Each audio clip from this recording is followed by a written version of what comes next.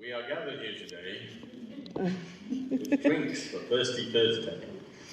Our host, Nancy Firestein, is having a wonderful time in Michigan, near the water. We just read her poem, so she's going to see it on Facebook. But what we've got here, apart from the food and drink and fantastic friendship, is the opportunity to hear people you wouldn't normally hear. So our feature tonight is Jan Kuypers, who has her own publishing press and used to run a venue in Chicago that she goes back to when she's sick and tired of Austin. It's heat. And all I can say is Janet will say everything you never thought you could hear at a poetry reading.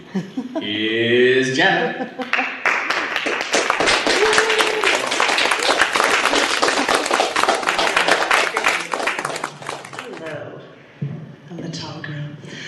I was very excited that I'd be able to come here, and thank you for this opportunity, Tom, because I have 2 new poetry books.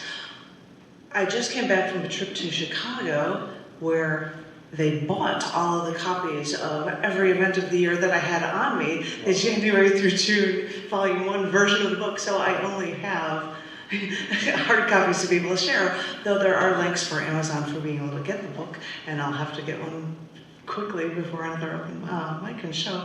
And the other one is from a pheromones series. You're saying, what are pheromones? I don't understand. They're not, it's not a word. If you can be attracted to someone's pheromones, maybe you could be attracted to my words or thoughts or memes. So someone created this book, someone in this room created this word, pheromones.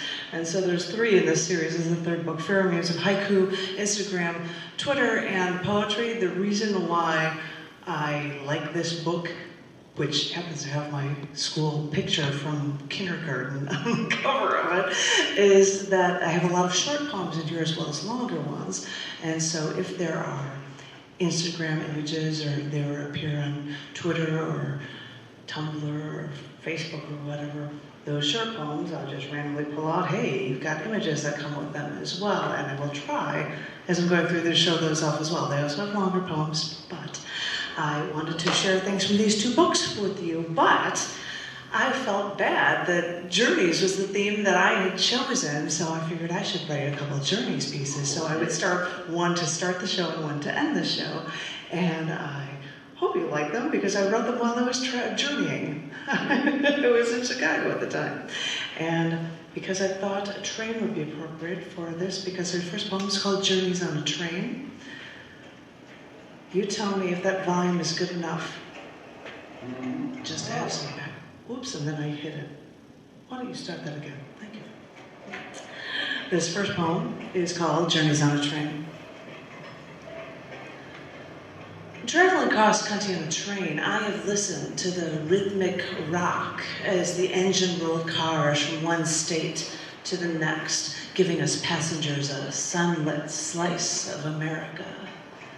Driving out at night to an abandoned road on the outskirts of Austin, Texas, we found train tracks parallel to a quieted road and listened to crickets chirp to the rumbling freight trains. There's rhythmic beauty to the sound of a train rolling down those tracks, from engine noise to the wheels turning on the railroad tracks and that classic clickety-clack noise. To you, a train may give you the feeling that you're going on a big adventure, but to me, the unique sound of the L train, a commuter running a loop in downtown Chicago and then giving passengers rides to every angle of the city to commute, to shop, or to be social. I'm telling you, the L train noise is different from all other trains I know. After leaving Chicago, after being pushed away, coming back and hearing that train truly pulls on my heartstrings, because the train can remind the average Joe of a beautiful adventure, but hearing the L train consoles me and reminds me of being home. What a beautiful journey the train can be, but this one train reminding you of home is a perfect memory.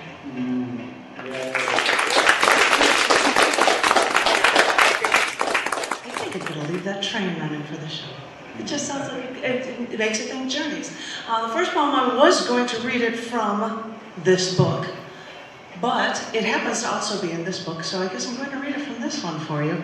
This is a poem that in the other book is related to Martin Luther King Jr. Day, because I wrote it on Martin Luther King Jr. Day, and I hope you guys like it. It is called Our Color, Our Gender, Our Creed. There is a house inside of me. It's a house with a rich heritage, brimming with the knowledge of how our souls have flourished and how it can be all so quickly taken away. There is a house inside of me that has had to shut down to hide everything away because people who didn't look like me decided that I was nothing and treated me accordingly. There is a house inside of me. Its pulse has an infectious rhythm that we've had to stifle to hide from your generic white bread world. We only let it out when we're alone to save us from your madness.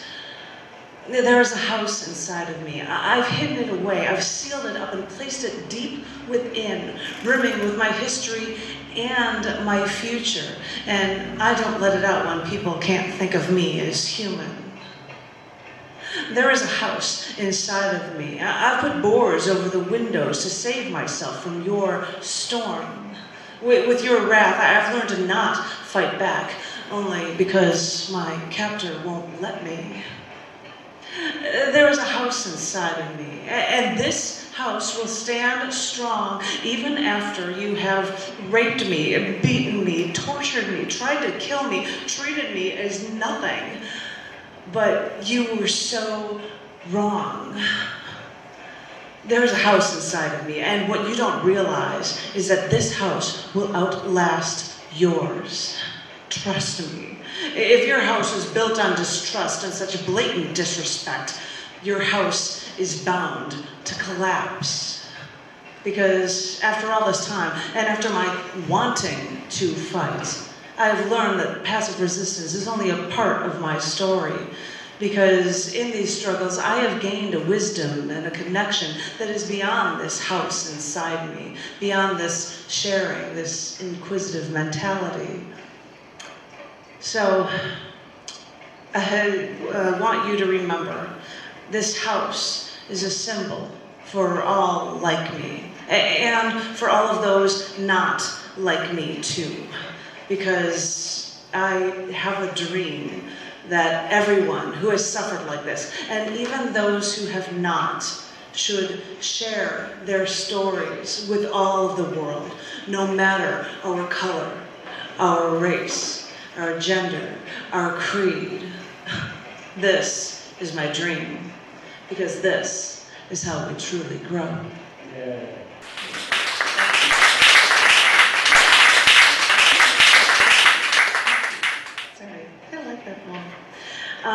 Because that was from Martin Luther King Jr. Day, so it appears earlier in the other book, Every Event of the Year. This is as close as I could get to showing it off, since all of my copies were sold from in Chicago. They said, we're not going to have a jar, so just buy our books. And all my books are gone, which is cool. So I thought I'd share some for you that I printed out from this book for you. This next one was for and on Valentine's Day, and it's called Valentine's Day Every Day. Once you traded my snow-soaked socks through sandals for your dry pair as we climbed one of the Alps. I know there was snow, but I wanted to do this for you. After we approached a 30-foot wide water pit, I said, I had to stop. I couldn't do it. But during a return, construction crews came and tore up our path. And that is when you picked me up and started carrying me over what my sandals couldn't navigate. Because, yes, I want to do things for you, but I think it's abundantly clear that you want to do things for me, too. And I may be the first to say that selfishness is a virtue, but I want you to understand, I want to do things for you because seeing you happy makes me happy. How selfish of me, wanting to see my love happy. So what do I need a Hallmark holiday for in the first place? Why do I need conversation hearts or flowers or chocolates? In fact, after knowing you for less than 3 weeks one Valentine's Day, you bought me a map because you knew I traveled. And your coworker laughed at you, thought you were a fool. But you even remember that when you gave me the map, I asked you if it was okay if I kept it wrapped up in the tube until we could frame it in our office. You remembered that I said this to you after knowing you for less than 3 weeks. So, as I said, what do I need an economic gift-giving holiday for anyway? You show me you love me every day. And since the beginning, I have loved you every day. Not Valentine's Day. Every day.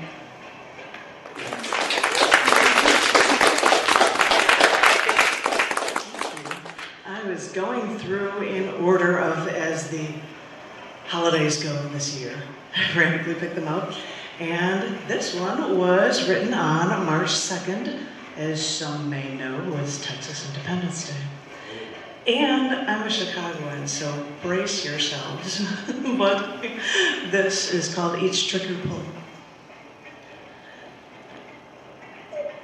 Once I got to the gun range today, I saw that the rifle range was closed and learned that a real estate company is considering buying the land just past the range. So they got an injunction, a court order, to stop the gun range firing guns toward the extended land. I'm not sure if they actually found any expended bullets or casings out there, and as far as I know, no one has bought the land, so they just sit and wait. The way the Republic of Texas waited 9 years to be a part of the United States of America after claiming their independence on March 2nd, which happens to also be the birthday of Sam Houston, who led Texans to victory over Mexico in the Battle of San Jacinto, which may be a reason why Texas here seems to have a stronger attachment to their guns than a lot of other states, because they know too well from their own history how vital it was to embrace these firearms to preserve their lives. That may be something other states in this union have forgotten. We turn a blind eye to violence and think that it'll never touch us, when it is probably lurking just around the corner and no one knows it. So as I sit here in one of the bays of the gun range now, I wear protective eyeglasses and ear mufflers, ear gear with enough force to protect my ears and with enough pressure, actually, to crush my skull. Watching the smoke from every shot rise from the gun in front of me, I can still hear the 9mm pistol and rifle shots fired in our bay and hear the AR-15 shots fired in the bay next door. Each trigger pull releases a thunderous boom, and it almost reminds me of fireworks here on Texas Independence Day. The noise is something that seems so strong, but really, like fireworks, it's only something that reminds me of celebration and celebrating.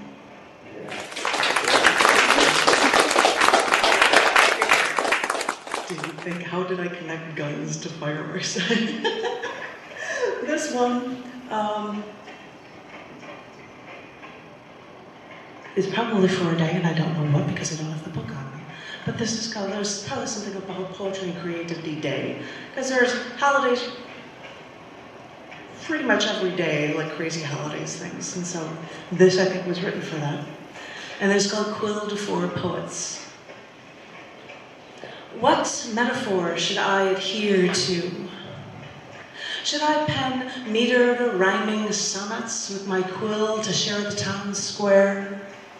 Should I wallow in liquor as I pen the ills of our generation for no one who will listen? Should I look over at my cat, arching her back and posing for me because she wants attention more than poets? At the end of the day, the night is still long, and I cannot decide what options to embrace. So I sit here, contemplating metering out my grievances on a printed page, until I pause, look out the window, and watch the world go by.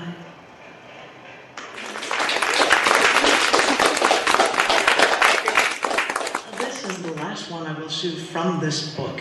And yes, I've got another day. This was written on April 8th, which is for a holiday that is on the first Saturday in April. It was written on Tangible Karma Day. Tangible Karma Day. So I wrote Karma and Lollipops.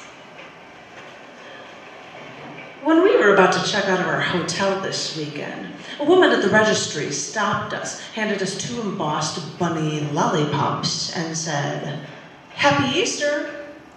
Even though Easter was weeks away, I said thank you and went out for breakfast. When he got coffee and I got orange juice and yogurt, he pointed out the mom seated with her 2 little boys eating. I looked at the lollipops still in my hand, walked over to him and asked if it was okay to give her boys these 2 lollipops.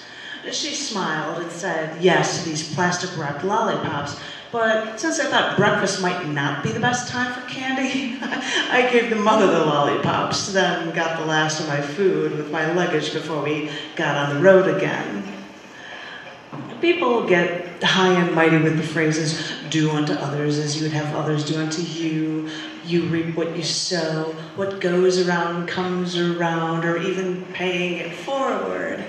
But these random acts of kindness, this tangible karma, all pretty much amounts to the same basic truth. What you do, the energy you put out into the world, will come back to you. The added bonus for tangible karma is that while doing good for someone else, it makes you feel good too.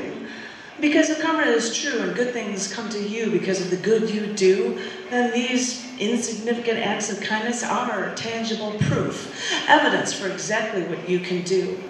Because the nice thing with karma is that all that goodness will always come back to you.